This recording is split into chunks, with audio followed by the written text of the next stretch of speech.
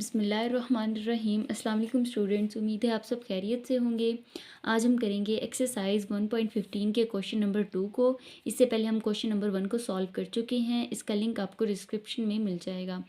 Okay जी, question number 2 है for the given sets verify the following last through Venn diagram. तो हमने क्या करना है, हमें यहाँ पर सेट गिवन है ए बी एंड सी।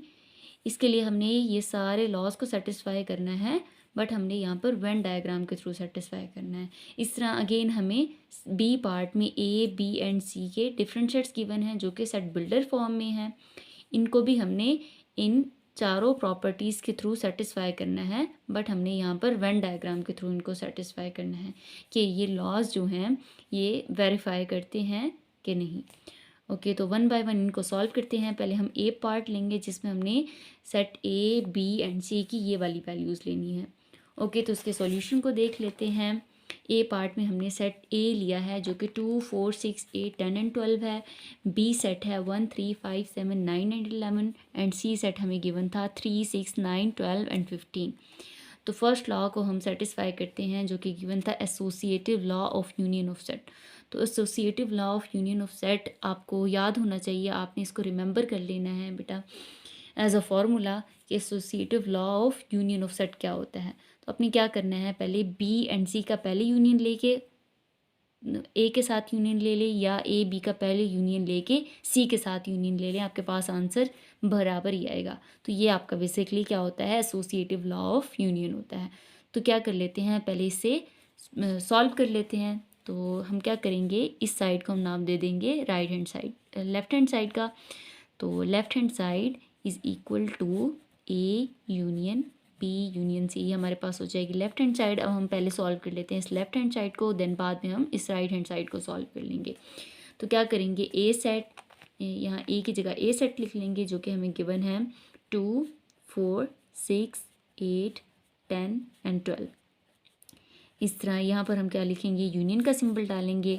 नेक्स्ट हमने ब्रैकेट डाल देनी है क्योंकि बी एंड सी को हमने पहले सॉल्व करना है। अब हम यहाँ पर लिखेंगे बी सेट जो कि 1 3 5 7 9 एंड 11 है। यूनियन अब हमने लिखना है सी सेट जो कि 3 6 9 12 एंड 15 है। तो पहले हमने क्या करना है, इन दोनों सेट्स का यूनियन फाइंड करना है, बाद में जो आंसर आएगा उसका यूनियन हम इस फर्स्ट सेट के साथ फाइंड करेंगे। तो अब इस फर्स्ट सेट को हम एज इट इज़ लिख लेते हैं। तो ये सारी वैल्यूज़ हमने लिख ली हैं एज इट इज़ यूनियन। अब क्या करेंगे, इन दोनों का यूनियन फाइंड करेंगे। यूनियन में हमने क्या करना होता है, सारे एलिमेंट्स को कंबाइन करके लिख देना होता है। तो यूनियन में आपने इन सारे एलिमेंट्स को कंबाइन कर देना है। 1 1 लिख लेंगे, 3 2 टाइम्स है, जो एलिमेंट्स 2 टाइम्स हो वो 1 टाइम्स आता है। तो 3 2 टाइम्स था, 1 टाइम्स आ गया। इस तरह अब 5 आ जाएगा, 6 आ जाएगा एंड यहाँ 7 आ जाएगा, 9 आ जाएगा, 11 12 एंड 15। तो यूनियन लेने से हमारे पास ये सेट आ गया है। अब हम क्या करेंगे, इन दोनों सेट्स का यूनियन ले लेंगे। तो अगेन हमारे पास सारे एलिमेंट्स को हमने कंबाइन करना है। 1 2 3 इस सेट से, 4 इस सेट से आ गया आपके पास, 4 5 यहाँ से आ गया, 6 दोनों में है, 1 टाइम्स लिख लें, 7 यहाँ से आ गया, 8 यहाँ से आ गया एंड 9 इस सेट में से आपके पास आ गया। इसी तरह आपके पास 10 आ गया, 11 12 एंड 15। ओके जी, तो आपके पास A union B union A union bracket B union C का आंसर ये सेट आ जाता है। तो अब आपने क्या करना है, लेफ्ट हैंड साइड को आपने फाइंड कर लिया, अब आप फाइंड कर लेंगे राइट हैंड साइड को जो कि आपके पास इक्वल है A union B bracket union C. यानी कि अब आपने क्या करना है, पहले ए यूनियन बी फाइंड करके जो आपके पास सेट आएगा उसका यूनियन आपने सी के साथ फाइंड कर लेना है। ओके जी, तो हम फाइंड कर लेते हैं A union B union C को। ओके, तो हम क्या करेंगे, ब्रैकेट डाल लेंगे एंड ए सेट लिख लेंगे पहले 2 4 6 8 10 12। ए सेट लिख लिया, यूनियन इसका फाइंड करेंगे बी सेट के साथ विच इज़ 1 3 5 7 9 एंड 11। ओके जी, तो पहले हमने इसको सॉल्व करना है, इसके गिर्द हमने ब्रैकेट डाली, यूनियन एंड सी सेट लिख लेंगे which is 3 6 9 12 and 15। C set भी आ गया हमारे पास। अब हम क्या करेंगे, इन दोनों का यूनियन फाइंड कर लेंगे। तो यूनियन में हमने क्या करना है, एलिमेंट्स को कंबाइन करके इकट्ठा करके एक सेट में लिखना है। तो आपके पास आ जाएगा यहाँ पर 1 2 3 4 5 6 7 8 12। तो ये सारे एलिमेंट्स आपने इन दोनों सेट्स में से कंबाइन करके लिख दिए। तो अब आपने क्या करना है, यहाँ पर यूनियन फाइंड करना है इस थर्ड सेट के साथ जो कि सी सेट था, जो 3, 6, 9, 12 एंड 15 है। तो अब आपने इन दोनों सेट्स का यूनियन फाइंड कर लेना है। अगेन आप जब यूनियन फाइंड करोगे तो आपने दोनों के एलिमेंट्स को कंबाइन करके लिखना है। जो एलिमेंट्स 2 बार आ रहे हैं वो 1 टाइम्स ही लिखने हैं। तो 3 दोनों सेट्स में है, इस तरह 6 भी यहाँ पर भी है, यहाँ पर भी है, एंड 9 भी है, एंड 12 भी है। तो एक्स्ट्रा क्या है, 15 है। तो बेसिकली ये सारा सेट ही है, बट एक एक्स्ट्रा एलिमेंट 15 भी ऐड हो जाएगा। तो ये 1, 2, 3, 4, 5, 6 सारे एलिमेंट्स आपने लिख के 9, 10, 11, 12 एंड आपके पास आ जाएगा 15। ओके जी, तो यहाँ तक आपने फाइंड कर लिया है लेफ्ट हैंड साइड जो कि A union B union C था, ये भी आपने फाइंड कर लिया है। एंड इस तरह राइट हैंड साइड जो कि bracket A union B union C, ये भी आपने फाइंड कर लिया है। दोनों का आंसर आपके पास सेम आ जाता है। यहाँ तक तो आपने बता दिया कि इन दोनों का आंसर सेम आ जाता है, बट हमने इसको शो करना है थ्रू वेन डायग्राम। तो आप क्या करोगे, इसकी एक डायग्राम ड्रॉ कर लोगे जो कि इस टाइप की है। यहाँ पर आपने क्या करना है, फिगर 1 जो है आपने ड्रॉ किया है वो A union bracket B union C के लिए है, एंड फिगर 2 आपके पास bracket A union B bracket union C इसके लिए है। तो यहाँ पर आप देख लो आपने किस तरह से सेट्स को ड्रॉ किया है। Set A and set B दोनों डिफरेंट सेट थे, दोनों बिल्कुल डिसजॉइंट थे। यहाँ पर आप देख लो ये आपके पास सेट ए गिवन है एंड ये सेट बी है, एक ही जगह पे है तो ए सेट है। तो ए सेट में 2, 4, 6, 8 एंड 12 है, एंड बी सेट में 1, 3, 5, 7, 9 एंड 11 बिल्कुल डिफरेंट वैल्यूज़ हैं, एक जैसी बिल्कुल भी नहीं है। तो ए एंड बी बिल्कुल डिसजॉइंट है, इसमें कोई भी एलिमेंट एक जैसा नहीं है, अलग अलग सेट बनेंगे, ठीक है, डिसजॉइंट। लेकिन सी जो एक ऐसा सेट है जिसमें कुछ एलिमेंट्स ए सेट के भी आ रहे हैं और कुछ बी के भी आ रहे हैं। देख लेना आप, सी में ये 6 ए सेट का है, इसी तरह ये 12 जो है ये भी ए सेट का है। और यहाँ पर आप देख लें 3 जो है बी सेट में से आ रहा है इस सी में। एंड नेक्स्ट हमारे पास क्या आ रहा है, नेक्स्ट हमारे पास कोई भी एलिमेंट नहीं है। तो यहाँ पर हमारे पास बेसिकली सी में जो एलिमेंट्स हैं वो ए एंड बी में कॉमन ही है, ठीक है। तो हम क्या करेंगे, सी को इस तरह ओवरलैप कर देंगे ए में भी बी में भी, यानी कि सी के कुछ एलिमेंट्स ए में भी मौजूद हैं एंड सी के कुछ एलिमेंट्स बी में भी मौजूद हैं। तो इसकी डायग्राम कुछ इस तरह से आप ड्रॉ कर लेंगे। अब आपने इसके एलिमेंट्स को लिख लेना है। ए सेट्स के एलिमेंट आपने ए सेट में लिखने हैं, बी के बी में एंड सी के सी में। जो एलिमेंट्स कॉमन है वो आपने ओवरलैप वाले हिस्से में लिखने हैं, यानी कि ए एंड सी के जो कॉमन एलिमेंट्स हैं वो आप ए एंड सी के ओवरलैप हिस्से में लिखेंगे। इस तरह सी एंड बी के कॉमन एलिमेंट्स आप इस कॉमन हिस्से में लिखेंगे, बाकी एलिमेंट्स आपने सेट में लिख लेने हैं। ओके जी, ए सेट के एलिमेंट हैं 2, 4, 6, 8, 10 एंड 12, ठीक है, ये सारे ए सेट के एलिमेंट हैं। साथ ही साथ ए के साथ सी ओवरलैप्ड है, तो आप सी के भी देख लें, 3, 6, 9, 12 एंड 15।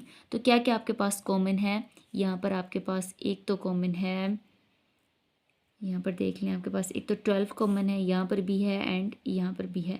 नेक्स्ट आपके पास 6 कॉमन है, 6 भी कॉमन है दोनों सेट्स में। तो आपने 12 एंड 6 को इस ओवरलैप्ड वाले हिस्से में लिखना है। 12 आ गया एंड 6, 6 या 12 एंड 12 या 6, तो ये आपके पास ओवरलैप हिस्से में आ गया। इस तरह अब आप बी एंड सी में देख लें, बी एंड सी में क्या कॉमन एलिमेंट्स हैं वो आप इस ओवरलैप वाले हिस्से में लिख लें।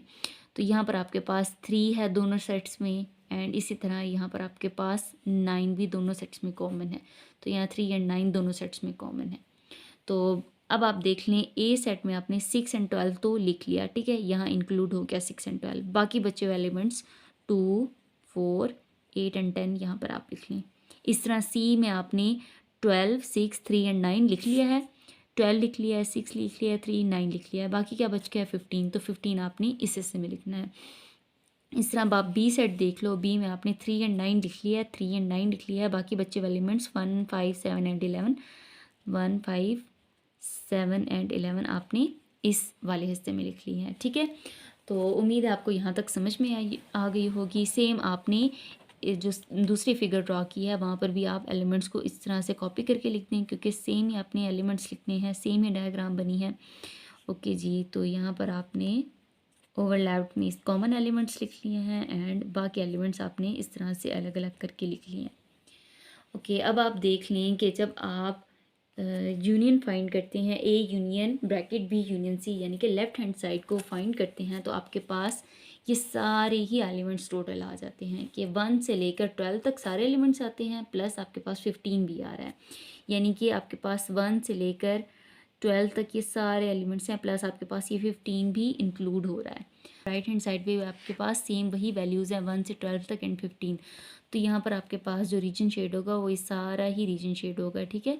इसमें A B and C set के ये सारे एलिमेंट्स ही टोटल इंक्लूड हैं बेसिकली यूनियन में। तो आपने क्या करना है, इसको इस तरह हॉरिजॉन्टल या वर्टिकल लाइंस में अपने शेड कर लेना है। किसी आप हॉरिजॉन्टल या वर्टिकल्स कोई भी लाइन डाल सकते हो, या आपकी मर्ज़ी है, आप इसको कलर कर दो। इस तरह आप राइट हैंड साइड पे भी आपके पास सेम आंसर आ जाता है, यानी कि सेम ही रीजन दोनों में शेड हो जाएगा। ए एंड बी के सारे एलिमेंट्स आपने इस तरह से शेड कर दिए, क्योंकि टोटल सारे ही एलिमेंट्स आपके पास आ जाते हैं।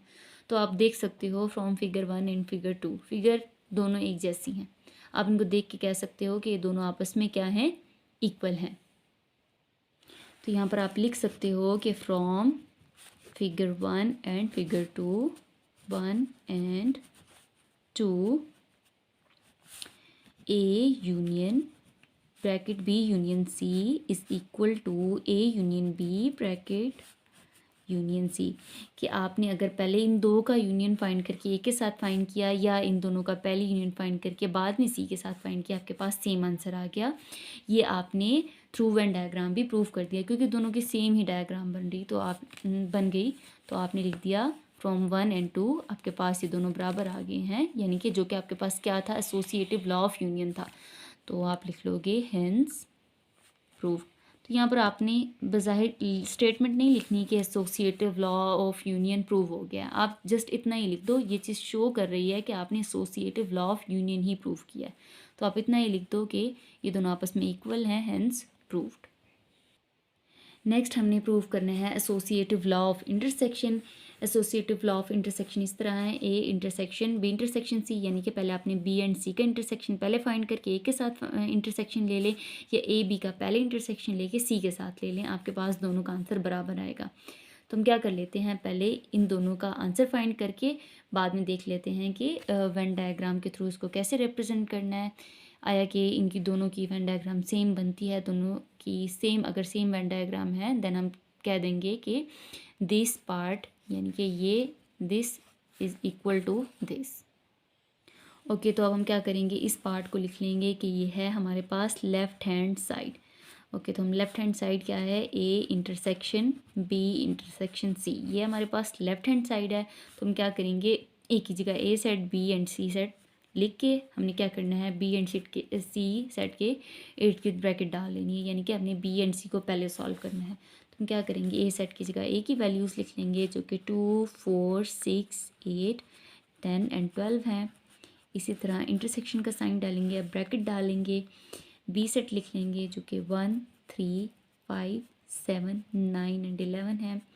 इस तरह इंटरसेक्शन का साइन डालेंगे एंड देन अब हमने लिख लेना है सी सेट जो कि हमारे पास 3 6 9 12 एंड 15 है। तो यहाँ पर हमने लिख लिया B C and A set, ये सारे हमने लिख लिए हैं। अब हम क्या करेंगे, इन दोनों सेट का पहले इंटरसेक्शन फाइंड करेंगे, जो आंसर आएगा उसका इंटरसेक्शन इस फर्स्ट सेट के साथ फाइंड करेंगे। तो अभी हम इस फर्स्ट सेट को एज इट इज़ लिख लेते हैं एंड सेकंड नेक्स्ट जो दो सेट हैं हमारे पास उनका आपस में इंटरसेक्शन फाइंड कर लेते हैं। तो इंटरसेक्शन में हमने बेसिकली क्या करना है, कॉमन एलिमेंट्स को लिखना है। तो हम देख लेते हैं इन दोनों सेट्स में क्या कॉमन एलिमेंट्स हैं। कॉमन एलिमेंट्स आपके पास सिर्फ 3 एंड 9 है, तो यहाँ पर आपके पास 3 एंड 9 आ जाएगा इनका इंटरसेक्शन। अब आप इन दोनों के साथ इसका इंटरसेक्शन फाइंड कर लो। तो यहाँ पर आप देख लो दोनों सेट में क्या कॉमन है। तो यहाँ आप देख के ये बता सकते हो कि दोनों में कुछ भी कॉमन नहीं है, क्योंकि यहाँ पर 3 एंड 9 है एंड यहाँ पर कोई 3 एंड 9 नहीं है, तो कुछ भी कॉमन नहीं है। तो यहाँ पर आपके पास आ जाएगा एम्प्टी सेट, ठीक है, यानी कि A intersection B bracket B intersection C आपके पास एम्प्टी सेट आ जाता है। इस तरह अब आप राइट हैंड साइड को प्रूव कर लें। राइट हैंड साइड जो कि हमारे पास ए इंटरसेक्शन बी है ब्रैकेट इंटरसेक्शन सी, यानी कि आपने पहले इन दोनों का इंटरसेक्शन लेना है, उसका इंटरसेक्शन सी के साथ फाइंड करना है। तो इनका इंटरसेक्शन फाइंड करके आंसर देख लेते हैं। ओके जी, तो राइट हैंड साइड का भी हमने आंसर फाइंड कर लिया है, वो भी हमारे पास एम्प्टी सेट आ जाता है। तो हमने यहाँ पर क्या किया, पहले ए एंड बी का इंटरसेक्शन फाइंड कर लिया।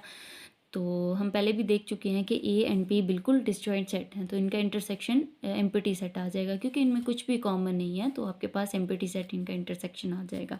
इस तरह इस एम्प्टी सेट का जब इस सी सेट के साथ, जो कि रिमेनिंग बच गया था, इसके साथ इंटरसेक्शन लेंगे, तो अब यहाँ पर तो कोई भी एलिमेंट नहीं है, और यहाँ पर 3, 6, 9, 12 एंड 15 है, तो दोनों में क्या कॉमन है? कुछ भी कॉमन नहीं है, क्योंकि इसमें तो कोई एलिमेंट ही नहीं है, तो इसका इंटरसेक्शन भी बेसिकली हमारे पास एम्प्टी सेट आ जाएगा।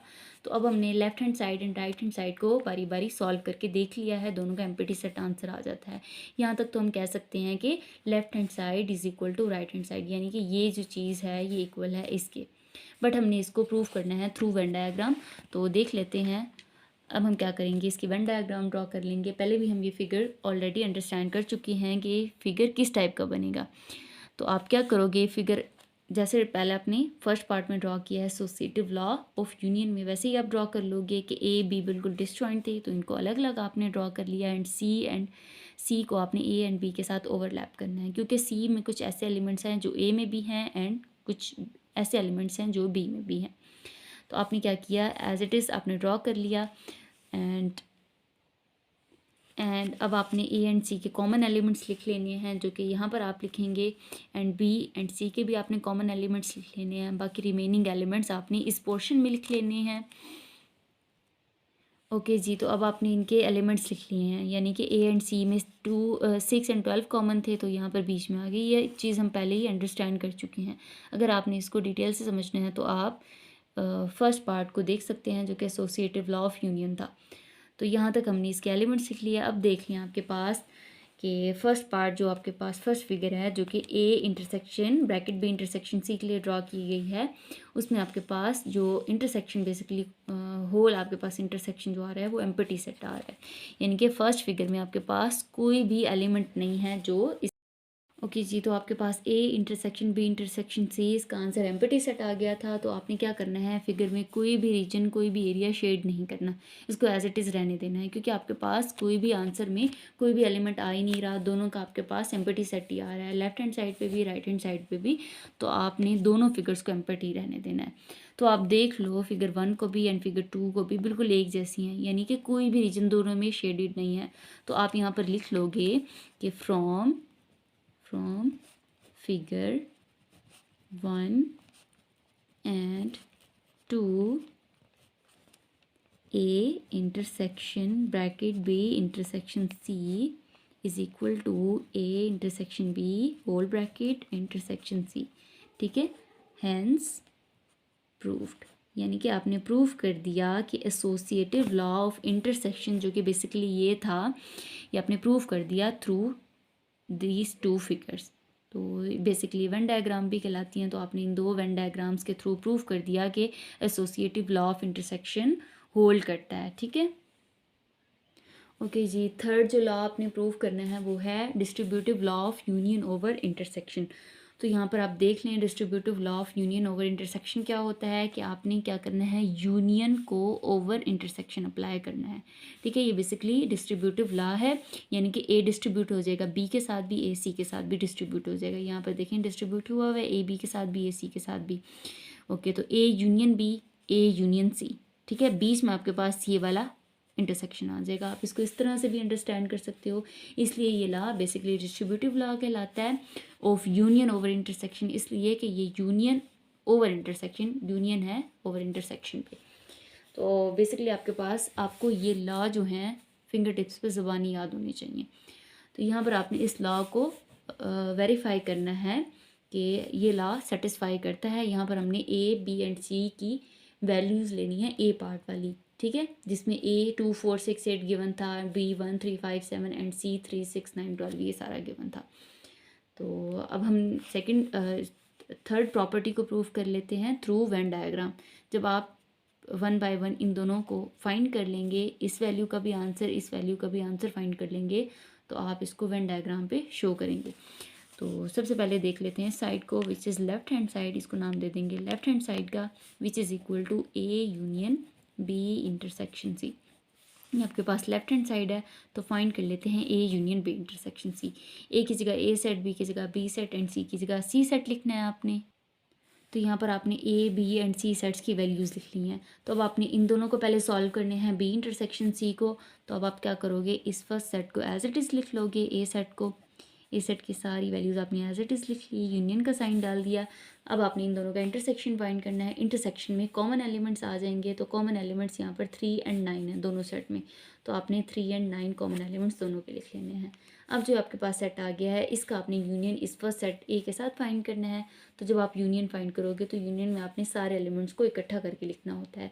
तो 2 3 यहाँ से आ जाएगा, इस तरह 4 6 8 9 यहाँ से आ जाएगा, यहाँ से एंड 10 एंड 12 यहाँ पर आपने यूनियन फाइंड कर लिया। तो यहाँ पर आपके पास बेसिकली लेफ्ट हैंड साइड का आंसर ये आ जाता है। अब हम फाइंड कर लेते हैं राइट हैंड साइड को। राइट हैंड साइड को हम इक्वल करते हैं इस पार्ट के। Okay, so right hand side is equal to A union B intersection A union C. तो पहले हम देख लेते हैं ए यूनियन बी क्या आता है। तो ए यूनियन बी फाइंड कर लेते हैं। ए की जगह ए सेट लिखना है एंड बी की जगह बी सेट लिखना है। ओके, तो हमने ए एंड बी सेट लिख लिया है। अब हमने क्या करना है, इन दोनों सेट्स का हमने यूनियन फाइंड करना है। यूनियन में हमने क्या करना है, एलिमेंट्स को कंबाइन करके लिख लेना है। तो ये दोनों डिसजॉइंट सेट हैं, दोनों में जितने भी एलिमेंट्स हैं आपने सबको इकट्ठा करके एक सेट में लिखना है। 1 यहाँ से आ जाएगा, 2 इस सेट में आ जाएगा, 1 2 आ जाएगा, इस तरह 3 एंड 4 आ जाएगा, 3 4 आ जाएगा, 5 यहाँ से है एंड 6 यहाँ से है, 5 एंड 6 आ जाएगा, 7 8 आ जाएगा, 9 आ जाएगा, 10 11 एंड 12। तो आपने इन दोनों सेट्स का यूनियन फाइंड करके आपके पास ये सेट आ जाता है। अब हम फाइंड कर लेंगे ए यूनियन सी को। सो अब हम क्या करेंगे, ए की जगह ए सेट लिख लेंगे, सी की जगह सी सेट लिख लेंगे। ओके, तो हमने ए सेट भी लिख लिया है एंड सी सेट भी लिख लिया है। अब हमने क्या करना है, इन दोनों का भी यूनियन फाइंड करना है। यूनियन में आपने एलिमेंट्स को कंबाइन करके लिख लेना है। जो एलिमेंट्स आपके पास 2 बार आ रहे हैं, जैसे ये 6 भी आपके पास 2 टाइम्स आ रहा है एंड आपके पास 12 भी 2 टाइम्स आ रहा है, इसे आपने 1 टाइम्स ही लिखना है। सो 2 आ जाएगा हमारे पास, 3 आ जाएगा, 4 आ जाएगा, 6 आ जाएगा, 8 9 10 12 एंड 15 आ जाएगा। ओके जी, तो हमने ए यूनियन सी भी फाइंड कर लिया है। अब हम क्या करेंगे, ये जो दोनों हमने फाइंड किया है, A union B and A union C, इसका हमने इंटरसेक्शन फाइंड कर लेना है। तो ए यूनियन बी, इसका हमने इंटरसेक्शन फाइंड करना है ए यूनियन सी के साथ। तो बारी बारी इन दोनों की वैल्यूज़ लिख लेते हैं। ओके जी, दोनों सेट्स की हमने वैल्यूज़ लिख ली हैं, यानी कि जो हमारे पास आंसर आए थे वो हमने लिख लिए हैं। ए यूनियन बी हमारे पास 1 to 12 तक सारी वैल्यूज़ थी, तो उसको हमने इस तरह 1 2 3 अप टू सो ऑन 12 तक लिख लिया है। इस तरह हमने ए यूनियन सी को भी लिख लिया है। अब हम क्या करेंगे, इन दोनों का इंटरसेक्शन फाइंड कर लेंगे। इंटरसेक्शन में हमने क्या करना होता है, कॉमन एलिमेंट्स लिखने हैं।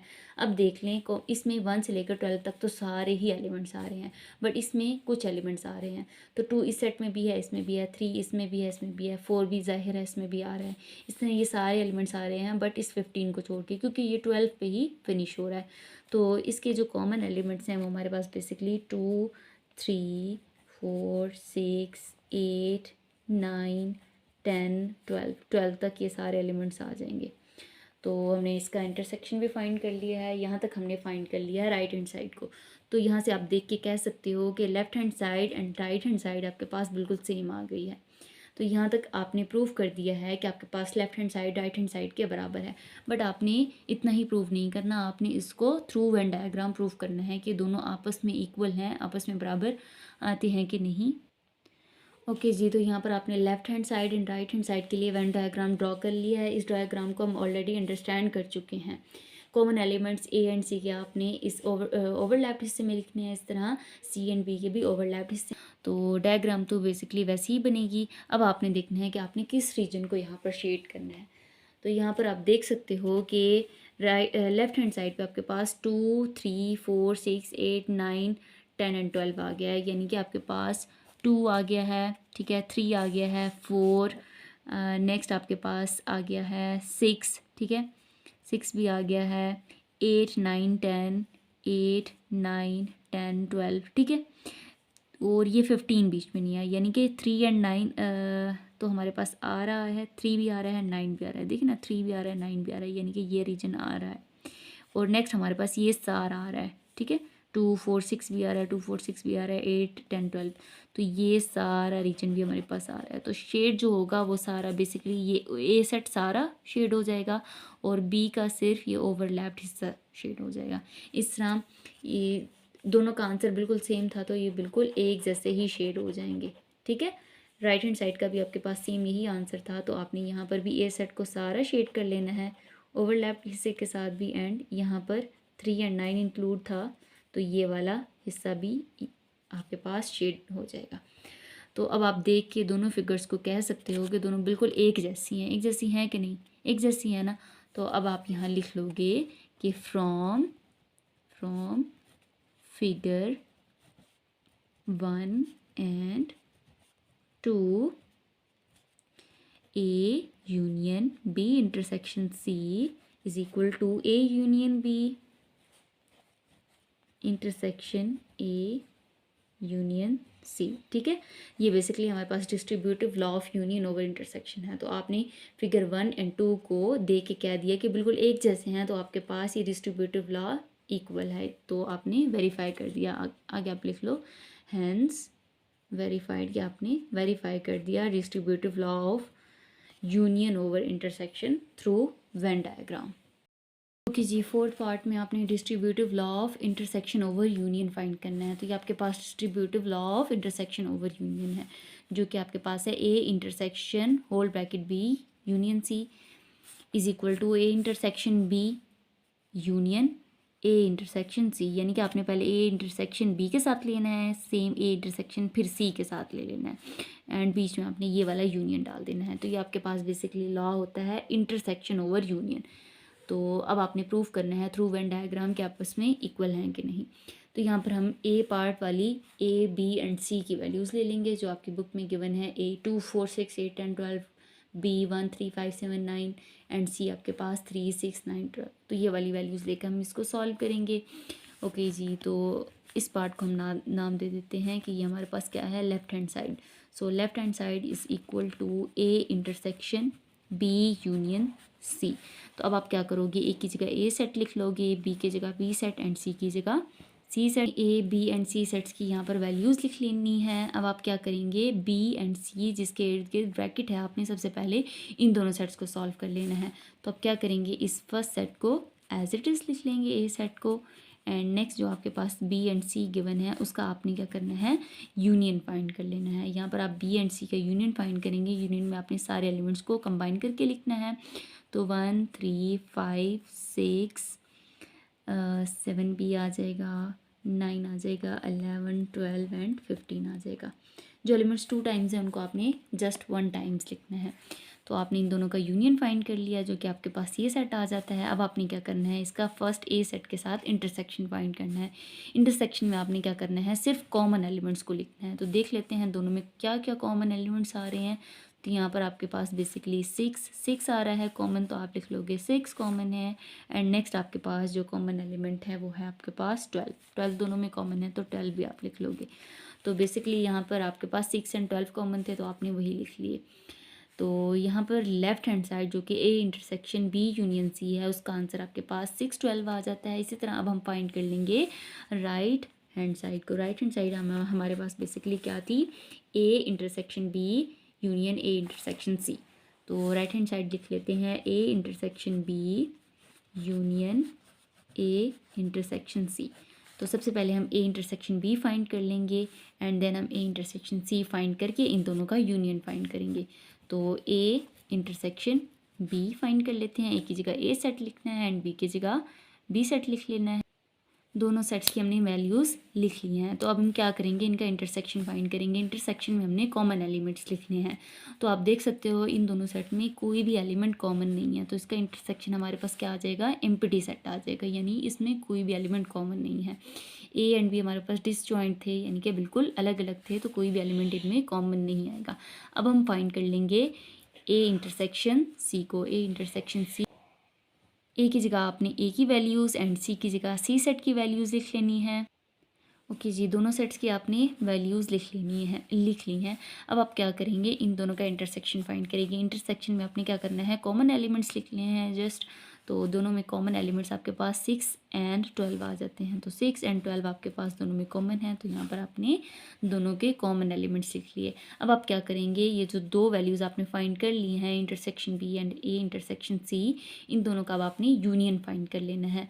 तो आप क्या करोगे, ए इंटरसेक्शन बी, इसका यूनियन फाइंड कर लोगे ए इंटरसेक्शन सी के साथ। ओके जी, तो हम क्या करेंगे, इंटरसेक्शन बी, इसका हमारे पास आंसर एम्प्टी सेट आ जाता है। इसका यूनियन हम फाइंड करेंगे ए इंटरसेक्शन सी के साथ, जो कि हमारे पास 6 एंड 12 आ गया है। तो जब हम इनका यूनियन फाइंड करेंगे तो हमारे पास ओवरऑल 6 एंड 12 आ जाएगा। क्योंकि इस सेट में कोई एलिमेंट नहीं है तो सारे एलिमेंट्स बेसिकली हमारे पास 6 एंड 12 ही होंगे। तो यहाँ पर आप देख के कह सकते हैं कि लेफ्ट हैंड साइड पे भी आपके पास 6 एंड 12 आ गया है, राइट हैंड साइड पे भी आपके पास 6 एंड 12 ही आ गया है। यानी कि left hand side right hand side आपस में इक्वल हैं। बट हमने इसको शो करना है थ्रू वेन डायग्राम, तो हम इसकी वेन डायग्राम ड्रॉ करके इसको प्रूव करेंगे कि ये दोनों इक्वल हैं या नहीं। ओके जी, तो दोनों साइड्स की हमने वेन डायग्राम ड्रॉ कर ली है, लेफ्ट हैंड साइड की भी एंड राइट हैंड साइड की भी। तो इस डायग्राम को हम पहले ही अंडरस्टैंड कर चुके हैं प्रीवियस सारे लॉज में।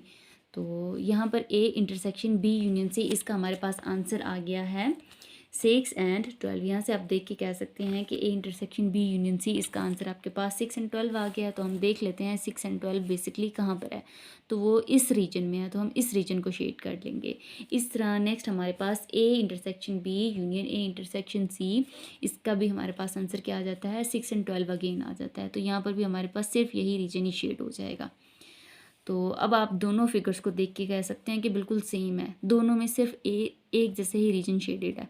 तो आप यहाँ पर लिख लोगे कि फ्रॉम फिगर 1 एंड 2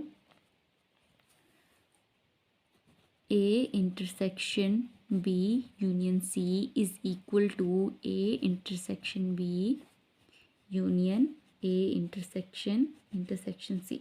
ठीक है, आपने फिगर 1 एंड 2 के थ्रू इनको देख के बता दिया कि ये दोनों एक ही बराबर ही हैं। ठीक है, कि A intersection B union C is equal to A intersection B union A intersection C. अब आप लिख लेंगे हैंस प्रूव्ड या हैंस वेरीफाइड। ठीक है, हैंस वेरीफाइड, ये आपस में इक्वल है, यानी कि distributive law of intersection over union भी होल्ड कर रहा है। आपने इसको वेन डायग्राम के थ्रू प्रूफ। बी पार्ट के लिए इसी सेम क्वेश्चन को देख लेंगे। इसमें हमारे पास A B and C set के डिफरेंट वैल्यूज़ गिवन है। यहाँ पर ये जो A B and C set हैं, ये सेट बिल्डर नोटेशन में हमें गिवन है। तो हम पहले क्या करेंगे, इन्हें सेट बिल्डर नोटेशन से सेट टेबुलर फॉर्म में कन्वर्ट कर देंगे एंड देन हम 1 बाय 1 इन सारे लॉज को सेटिस्फाई करेंगे। तो इसके सॉल्यूशन को देख लेते हैं। ओके जी, तो बी पार्ट में ए सेट गिवन है X such that X belongs to Z and 8 less than और equals to X less than और इक्वल्स टू 25। यानी कि एक्स जो है वो 8 एंड 25 से लेकर इसके बीच वाले सारे एलिमेंट्स इस ए सेट में इंक्लूड होंगे। इस तरह बी सेट में 2 एंड 6 के बीच वाले एलिमेंट्स इंक्लूड होंगे, क्योंकि यहाँ पर सिर्फ लेस देन का साइन है, इक्वलिटी का साइन नहीं है।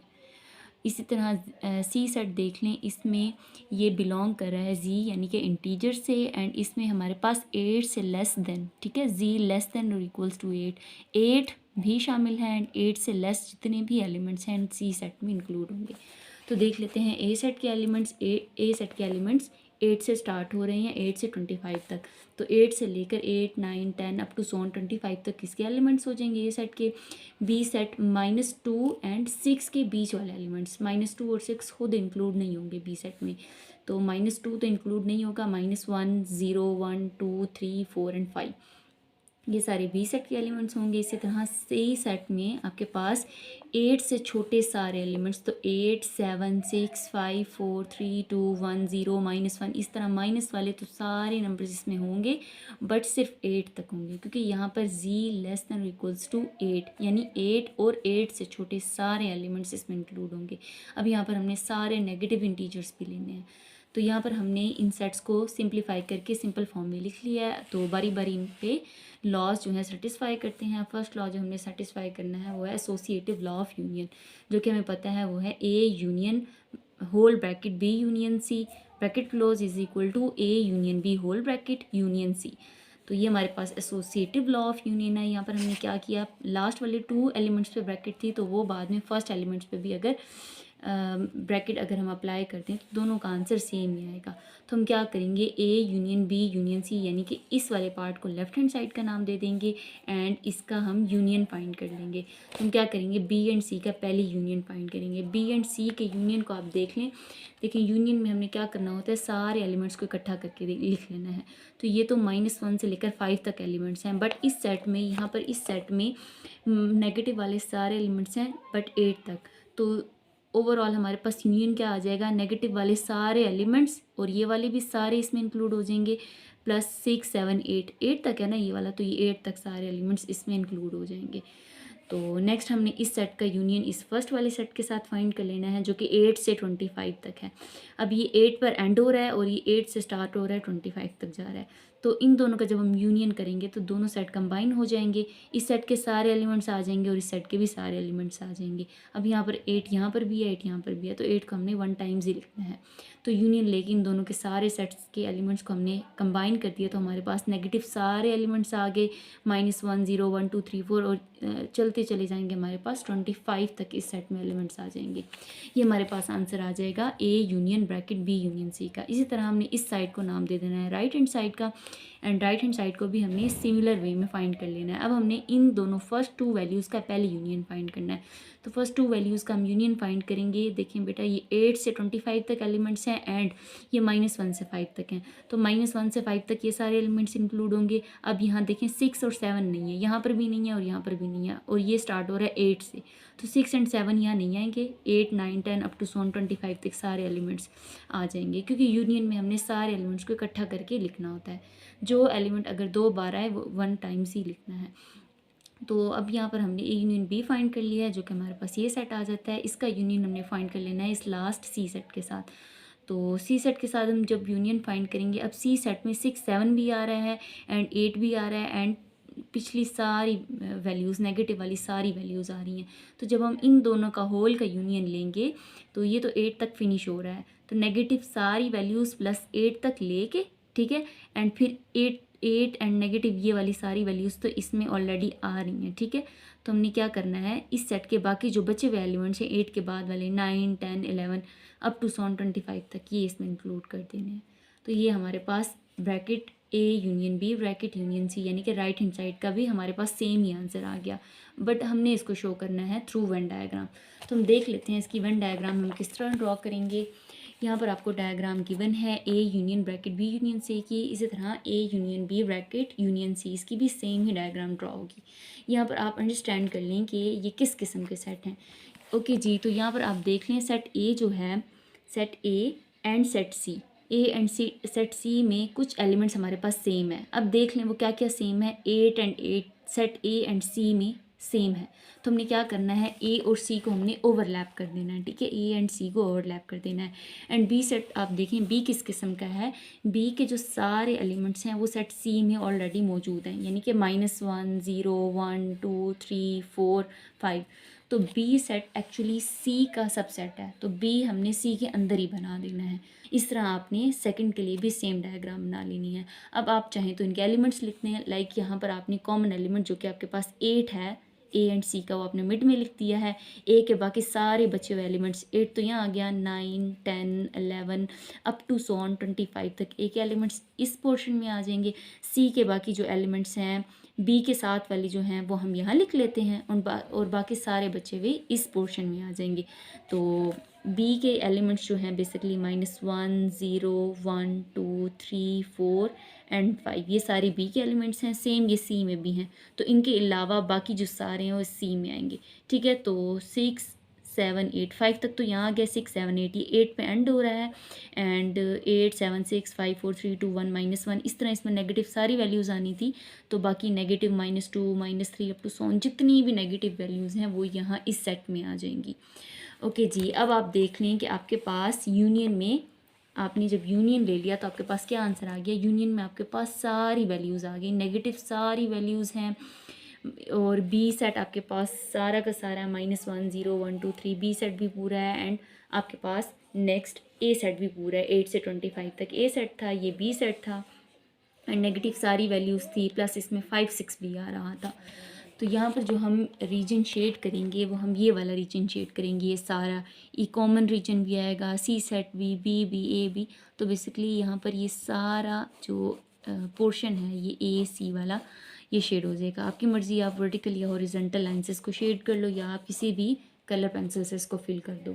सेम आप A bracket A union B union C इसको भी देख लो, इसका भी आपके पास सेम ही आंसर आ जाता है। यहाँ पर भी आपके पास यूनियन लेने से राइट हैंड साइड का भी सेम लेफ्ट हैंड साइड जैसा ही आंसर आ गया है।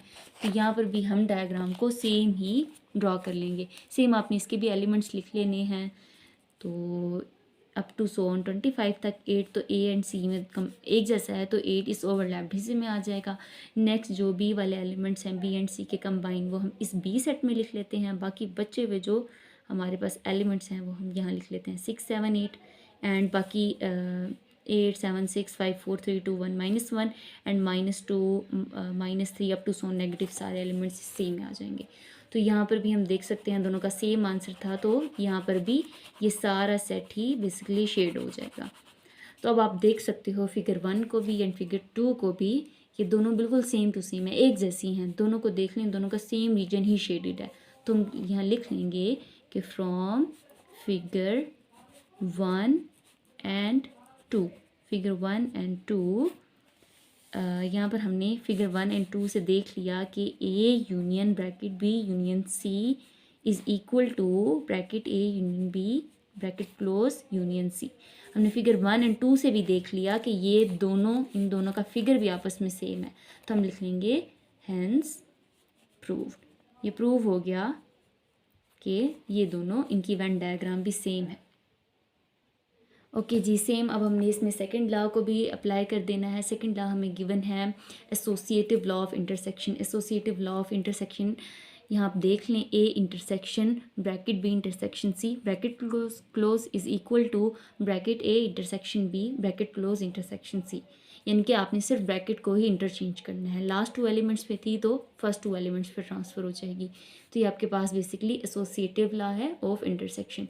यहाँ पर भी आपने इस साइड को लेफ्ट हैंड साइड का नाम दे देना है एंड इस साइड को आपने राइट हैंड साइड का नाम दे देना है।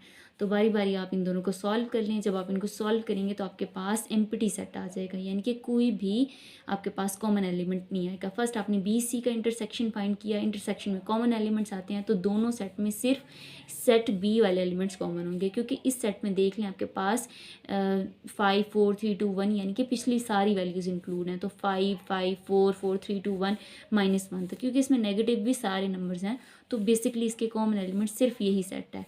एंड इस सेट को भी एज इट इज़ आपने लिख लिया। बाद में आपने इन दोनों में से कॉमन निकालने हैं। तो अब आप देख लो, ये 5 पे आके एंड हो रहा है और ये 8 से स्टार्ट हो रहा है 25 तक। तो देख लो इन दोनों में कोई भी एलिमेंट कॉमन नहीं है, तो यहाँ पर इसका इंटरसेक्शन एम्प्टी आ जाएगा। सेम राइट हैंड साइड भी अगर आप फाइंड करेंगे तो यहाँ पर भी आपके पास एम्प्टी इंटरसेक्शन आ जाएगा। यहाँ पर आपने ए बी का पहले इंटरसेक्शन फाइंड करना है जो कि एम्प्टी आ जाता है। नेक्स्ट बाद में सी के साथ फाइंड करेंगे तो एम्प्टी सेट का किसी भी सेट के साथ इंटरसेक्शन फाइंड करेंगे तो आपके पास एम्प्टी सेट ही आ जाएगा। सेम आपने इनकी भी वेन डायग्राम ड्रॉ कर लेनी है, A intersection bracket B intersection C की and same bracket A intersection B bracket intersection C. दोनों की आपने सेम वेन डायग्राम ड्रॉ कर लेनी है पहले जैसे हमने पहले अंडरस्टैंड किया है कि किस तरह हमने ड्रॉ किया है। तो आपने अगर इसको अंडरस्टैंड करना है तो आप पीछे जाकर देख सकते हो।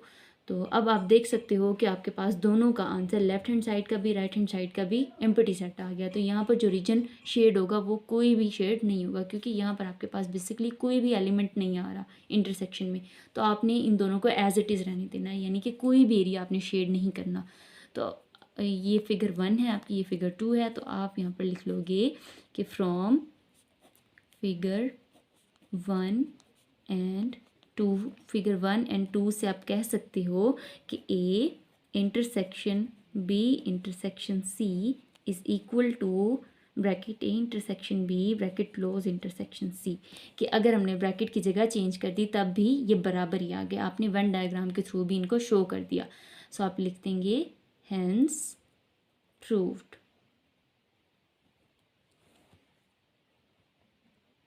ओके जी, थर्ड लॉ है distributive law of union over intersection. तो ये A union bracket B intersection C है। जब आप इसको खोलेंगे तो ए यूनियन बी हो जाएगा पहले और इंटरसेक्शन बीच में आ जाएगा, बाद में यही ए यूनियन सी पे अप्लाई हो जाएगा।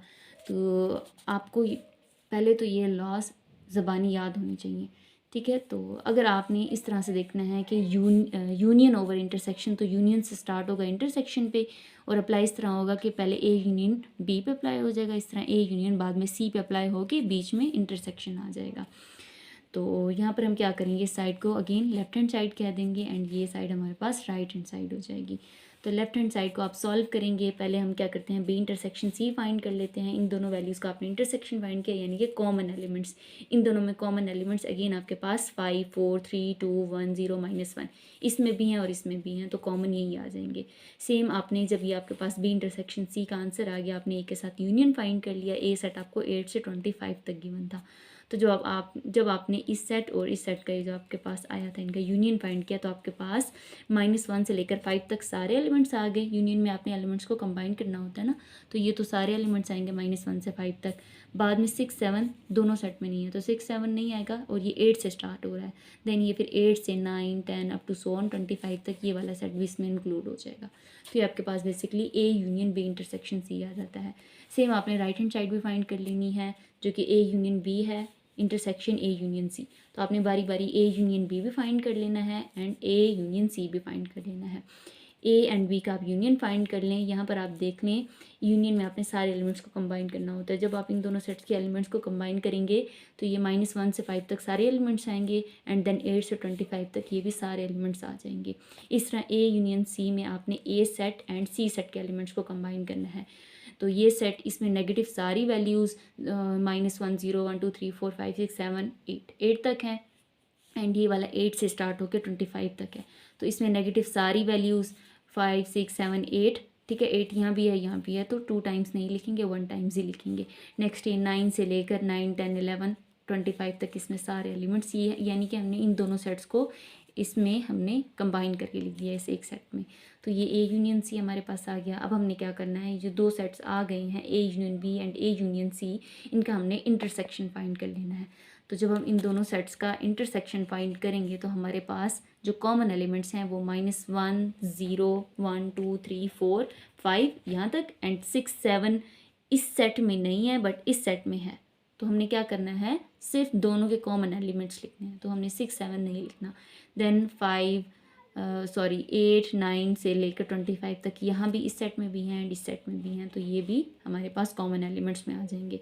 तो बेसिकली अब हम देख सकते हैं कि राइट हैंड साइड पे भी हमारे पास सेम ही आंसर आ गया है कि -1 से 5 तक, 6 7 बीच में नहीं है एंड 8 से 25 तक सारे एलिमेंट्स हैं। और यहाँ राइट हैंड साइड पे भी हमारे पास -1 से लेकर 5 तक, 6 7 यहाँ भी नहीं है एंड 8 से 25 तक सारे एलिमेंट्स आ गए हैं। तो इसको भी हम वेन डायग्राम के ज़रिए शो कर देते हैं। वेन डायग्राम इन दोनों की एज इट इज़ ड्रॉ होगी, जैसे हम पहले देख चुके हैं।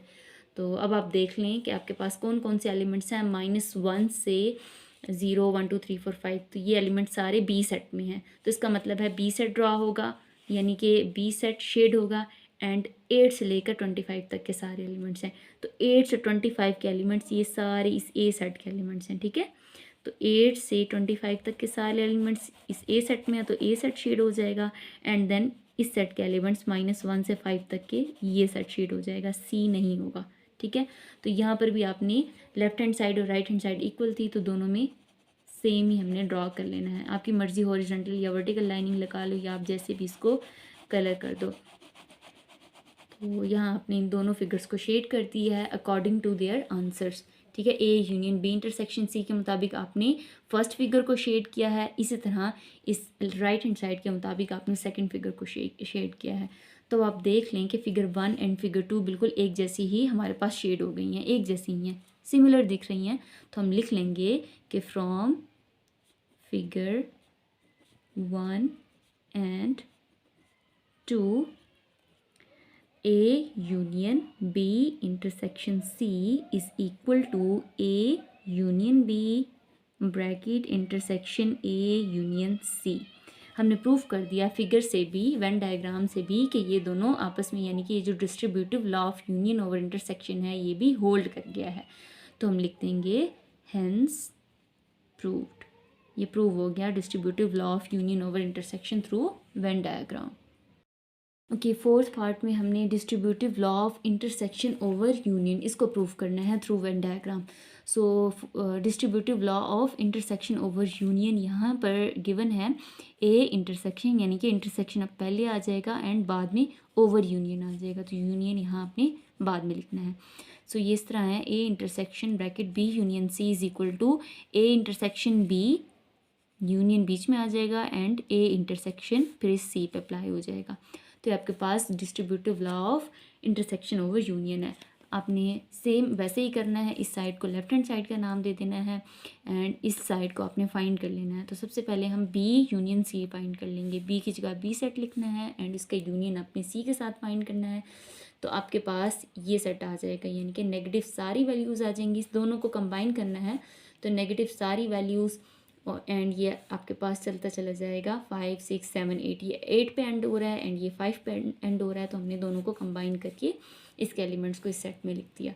इस तरह जब आप इस सेट का यानी कि बी यूनियन सी का ए के साथ इंटरसेक्शन फाइंड करेंगे तो इन दोनों सेट में जो कॉमन एलिमेंट है, देखिए इस सेट में सिर्फ 8 ही है क्योंकि 8 पे जाके एंड हो रहा है एंड इसमें सारी नेगेटिव वैल्यूज़ हैं और ये 8 से ही स्टार्ट हो रहा है और इसमें 25 तक वैल्यूज़ हैं, तो दोनों में जो कॉमन एलिमेंट है वो सिर्फ 8 ही है।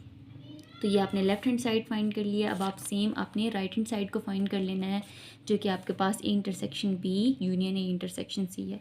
तो बारी बारी हम A intersection B and A intersection C find कर लेते हैं। इन ए इंटरसेक्शन बी में आपने ए एंड बी सेट लिख लेना है, इन दोनों के कॉमन एलिमेंट्स को लिखना है। तो इन दोनों में कोई भी एलिमेंट कॉमन नहीं है क्योंकि ये 5 पे जाके एंड हो रहा है और ये 8 से शुरू हो रहा है, तो दोनों में कोई एलिमेंट भी कॉमन नहीं है। तो इसका इंटरसेक्शन एम्प्टी सेट आ जाएगा। सेम ए इंटरसेक्शन सी में आपके पास कॉमन एलिमेंट सिर्फ 8 ही आ जाएगा, 8, क्योंकि ये 8 से स्टार्ट हो रहा है एंड ये 8 पे एंड हो रहा है, तो दोनों में 8 ही आ जाएगा। अब आप क्या करेंगे, इन दोनों का आपने यूनियन फाइंड कर लेना है। तो दोनों सेट की यूनियन का मतलब है आपने दोनों के एलिमेंट्स को इकट्ठा करके लिखना है।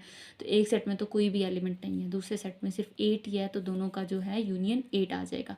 अब आप देख लें कि राइट हैंड साइड का भी आपके पास आंसर 8 आ गया है एंड लेफ्ट हैंड साइड पे भी आपके पास 8 ही आंसर आ गया है। यानी कि यहाँ पर जो आपने वेन डायग्राम ड्रॉ की हैं सेम पहले जैसे आपने ड्रॉ करनी है। होप कि आपको अंडरस्टैंड हो गई होगी अब तक वेन डायग्राम। तो लेफ्ट हैंड साइड जो कि इंटरसेक्शन बी यूनियन सी थी, इसकी डायग्राम यहाँ पर ड्रॉ है एंड इसका आंसर हमारे पास आ गया है सिर्फ 8 आ गया है। तो हम इसकी डायग्राम को शेड कर लेते हैं, तो हमारे पास सिर्फ यही रीजन शेड होगा 8 वाला, जो कि ए एंड सी का कॉमन है, यही 8 ही हमारे पास शेड हो जाएगा। इस तरह ये जो राइट हैंड साइड है A intersection B union A intersection C, इसका भी आंसर 8 आ गया है, तो यहाँ पर भी ये 8 ही शेड हो जाएगा, 8 वाला सारा रीजन। तो अब आप देख सकते हो दोनों फिगर्स को देख के कि दोनों बिल्कुल सिमिलर हैं, एक जैसी हैं, दोनों में एक ही जैसा रीजन शेडेड है। तो अब आप यहाँ लिख लें कि from figure 1 and 2 A intersection B intersection C is equal to A intersection B union A intersection C। आपने फिगर 1 एंड 2 से बता दिया कि ये दोनों आपस में इक्वल हैं और ये बेसिकली क्या है, डिस्ट्रीब्यूटिव लॉ ऑफ इंटरसेक्शन है ओवर यूनियन पे, ठीक है। ए इंटरसेक्शन बी यूनियन, यहाँ पर आपके पास यूनियन आ जाएगा। तो ये आपने प्रूव कर दिया कि distributive law of intersection over union भी होल्ड कर गया है थ्रू वेन डायग्राम। तो आप लिख लेंगे हेंस प्रूव्ड। आपने इस मैथमेटिकल फॉर्म में भी लिख लेना है, इतना ही एनफ है। ज़रूरी नहीं है कि आपने वर्ड फॉर्म में लिखना है कि hence distributive law of intersection over union holds. आपने जस्ट इतना लिख दिया, ये भी एनफ है। इसका मतलब है कि आपने दोनों फिगर्स के ज़रिए वेन डायग्राम के ज़रिए शो कर दिया है कि ये डिस्ट्रीब्यूटिव लॉ जो कि मैथमेटिकल फॉर्म है डिस्ट्रीब्यूटिव लॉ की, ये होल्ड कर गया है। जस्ट इतना लिख देना एनफ है। ओके जी, तो आज हमने किया है एक्सरसाइज 1.15 के क्वेश्चन नंबर 2 को। उम्मीद है आपको क्वेश्चंस की समझ में आई होगी। अगर आपको क्वेश्चंस की समझ में आई है एंड वीडियो पसंद आई है तो वीडियो को प्लीज़ लाइक करें, अपने दोस्तों के साथ शेयर करें, मेरे चैनल को भी सब्सक्राइब कर दें। ओके जी, अल्लाह हाफिज़।